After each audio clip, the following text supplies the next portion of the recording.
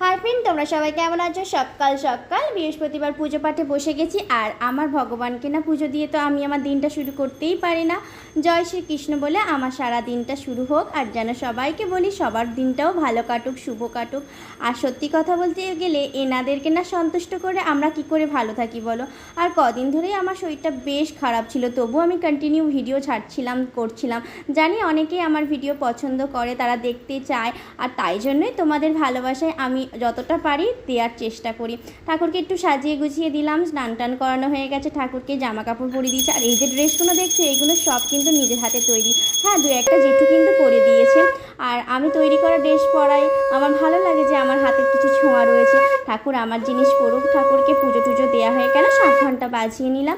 আর তো সবসময় ঠাকুরকে ডাকি যে কবে আমি ইউটিউব ফেসবুকে 10K ফলোয়ার সাবস্ক্রাইবার করবো। তোমরাও একটু আশীর্বাদ করো যাতে আমি 10K ফলোয়ার সাবস্ক্রাইবার করে ফেলি। আমার ভিউজ অনেক কম, আর তোমাদের আশীর্বাদ থাকলে আমি জানি অনেকটাই হবে। তোমরাও যেমন আমাকে ভালোবাসো, আস্তে আস্তে ঠিক হয়ে যাবে। তোমাদের আশীর্বাদটা আমার খুব দরকার। তেমন ঠাকুরকেও মাথা ঠুকে ঠুকে চেয়ে নিলাম আমার মনস্কামনা, আমার অনেক চাওয়া পাওয়া। আর ঠাকুরের জন্যই তো আজকের আমি এতটা দূর আসতে পেরেছি। আমার সারাদিন এনার্জি দেয় সংসার সামলে, সব কিছু সামলে তোমাদের সঙ্গে ভিডিও করা। আর এইদিকে আমার দেবাদিদেব মহাদেবকে ভালো করে ডেকে নিলাম, নাকি উনি অল্পতেই সন্তুষ্ট। কদিন ধরে বলছিলেন না শরীরটা খুব খারাপ, এই যে রিপোর্ট এসে গেছে, থাইরয়েড অমুক তমুক, কত যে রক্ত রিপোর্ট করতে দেয়, কিন্তু কিছুই নেই। দেখলাম ফক্কা, সকাল সকাল রিপোর্ট আসলেই না ভয় লেগে যায়। কর্তামশাই আর আমি চা খাচ্ছি, দেখুন কর্তামশাই এত ক্যামেরার দিকে দেখছি, আবার মুখ ভেঙেছি মা তো আমি তো জানতামই না যে ও এরকম মুখের অ্যাক্টিং করেছে। তো যাই হোক, আমি চা আর বিস্কিট খাচ্ছি। আমার কর্তার আমি আগেও বলেছি যে 1 গ্লাস চা খাই, আমরা 1 কাপও চা খেতে পারি না। তো এখন আমাকে একটু বিস্কিটটা দুটোও দিচ্ছেন। আমি বলছি তুমি খাও না, শুধু চাই খাচ্ছে, দুটো বিস্কিট নাকি ও আগে খেয়ে নিয়েছে। তো আমি বললাম কবে দাড়ি কাটবে, জামাই ষষ্ঠী যাবে, তো বললো কাটবো কাটবো, এখন 1 সপ্তাহ বাকি আছে, দাঁড়াও দিন।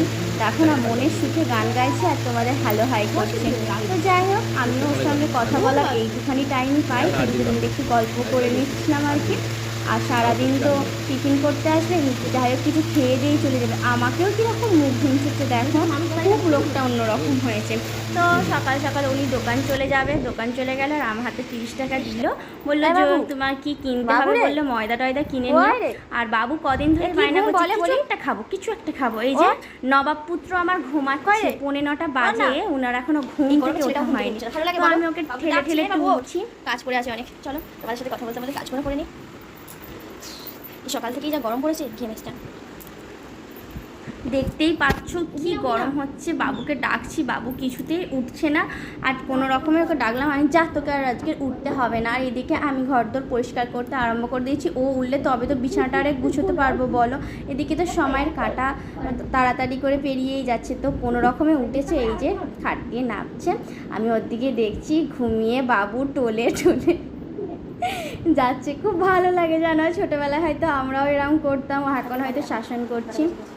দেখো দেখতে দেখতে 9:10 বাজতে যায়, মানে 9:30 বেজে গেছে। আমার ঘর দোরগুলো এবার গুছোতে হবে।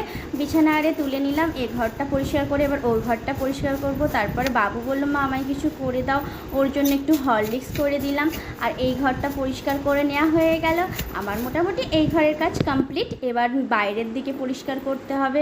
বাইরের দিকেও মানে সোফা টোফা আছে, টিভি আছে, ওগুলো একটু মুছে মাছে পরিষ্কার আরে করে নিলাম। মানে ডেলি না করলে রাস্তার ধারে ঘর এত ধুলো হয়, নিজেরও রাগ ধরে যে কবে একটু শান্তি পাবো। এই ঘরটাও দেখো কতটা অগোছালো, থাকি না তবু। তো গুছিয়ে টুছিয়ে নিলাম। বাবুর যত খেলনা সামগ্রী সব কিছু। বাবা ভোলানাথ এখানে বসে আছে। আমি বলি কেন বসে আছিস, আমায় চা করে দেবে। আমি চা নয় হরলিক্স খাও।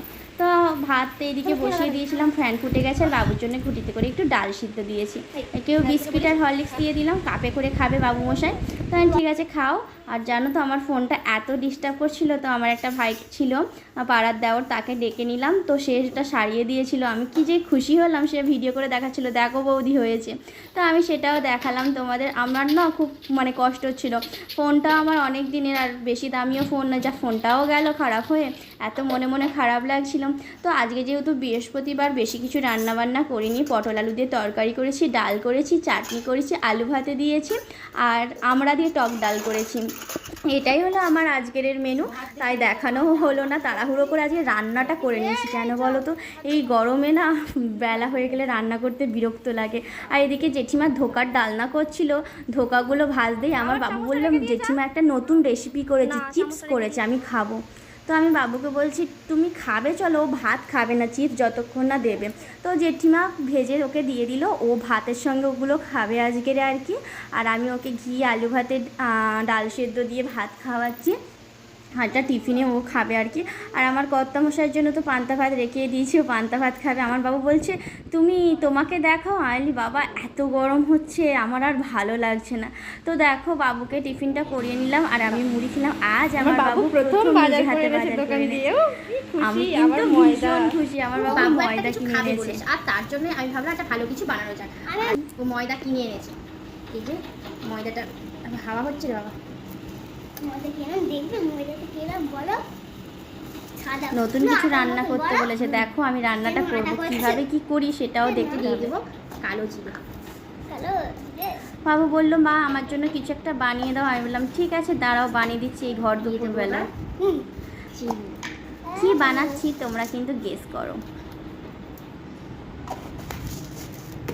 দিয়ে দেবো নুন, ময়দা দিলাম, কালো জিরে দিলাম, চিনি দিলাম, নুন দিলাম আর এতে ময়াম বা ঘি দেবো। আর দেবো এই যে ঘি। এটাকে ভালো করে মাখবো, ভালো করে মাখবো। মানে একটু পরেই বুঝতে পারবে আমি কি বানাচ্ছি। আর দেখো এটা ভালো করে ঘি দিয়েছি, আরও একটু ঘি দিয়ে দিয়েছি, ময়াম দিতে হবে। তোমরা এটা সেই ময়াম বলো আর সাদা তেল বলো, তবে ঘি দিলে আর কি টেস্টটা ভালো হয়। অল্প অল্প করে জল দিয়ে একটা শক্ত ডো করে নেবো।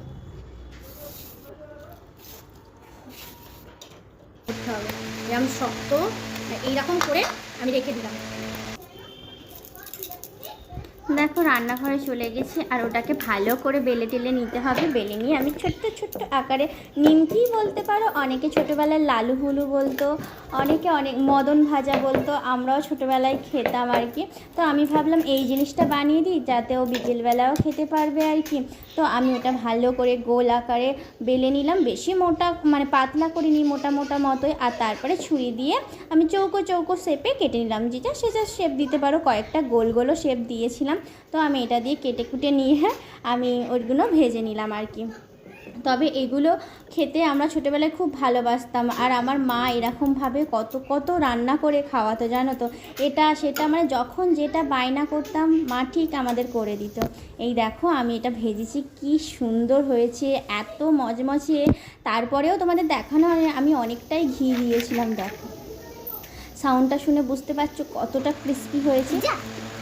তো আমি আর বাবু খেতে বসে গেছি, দুপুর 12টা বাজে, আমরা বসে বসে মায়ের বেটায় এই খাচ্ছি। আমাদের কি বলা যায় বলে তো, কপাল দিয়ে ঘাম ঝরছে, এদিকে আমরা খেতে ছাড়ছি না। তোমাদের দেখাচ্ছি কতটা খাস্তা হয়েছে আর কি, খুব সুন্দর হয়েছে। বাবু খুশি কিন্তু অল্প খুশি, ও ভাবছে পকোড়াটা করে মা বানিয়েছে, বলছে মা সস দিয়ে খাবো। আর না বাবা এগুলো শুধুই খেতে হয়। তো এটাই আজকে বানালাম, তোমাদের সঙ্গে নতুন জিনিস শেয়ার করলাম। দেখো কতটা সুন্দর, আমি ডিবে কন্টেনারে রেখে দিলাম, কত ভালো হয়েছে, হেভি সুন্দর হয়েছে, মিষ্টি মিষ্টি বেশ। আর বাবুকে স্নান টান করিয়ে দিলাম, বাবুর পাপা এই জিনিসটা এনেছে। আজকের মতো ব্লগটা এখানে শেষ করছি।